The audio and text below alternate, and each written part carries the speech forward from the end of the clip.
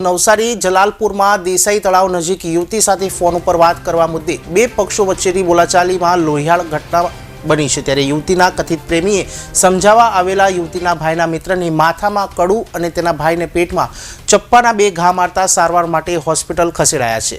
જલાલપુર પોલીસે ગણતરીના કલાકમાં ચારેય આરોપીની ધરપકડ કરી છે।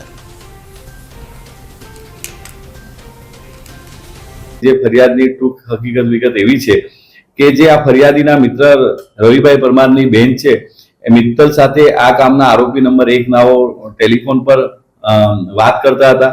જે બાબતે આ ફરિયાદીએ તેઓને કેમ વાત કરો છે એ બાબતે કહેવા જતા અને સમાધાન માટે બેઠક કરવા જવા માટે એ લોકો ભેગા થયેલા ત્યારે આ તમામ આરોપીઓએ બધા ભેગા થઈને તમામ આરોપીમાંથી એક અરુણભાઈ ડાભી નામે ફરિયાદીના માથાના ભાગે પોતાના હાથનું કડું અને એમ જે 4 નંબરના આરોપી છે દીપક મેર નામે ફરિયાદીના ભાઈ સાહિલને જીવલેણ હુમલો કરીને પેટના ભાગે ચપ્પુના ઘા મારીને તમામ 4 આરોપીઓ મળીને ફરિયાદી તથા એમના જે સાહેદો ભાઈ છે એમને ગંભીર ઇજાઓ પહોંચાડેલ હતી અને જાનથી મારી નાખવાના ઈરાદે હુમલો કરેલ હતો। જે બાબતે ગુનો નોંધીને આગળની તપાસ પીઆઈસી ડીડી લાલુમોરનાઓ કરી રહેલ છે અને તમામ આરોપીની અટક તારીખ 12/3/2025 ના કલાક 18:30 વાગે તમામ આરોપીની અટક કરવામાં આવેલ છે।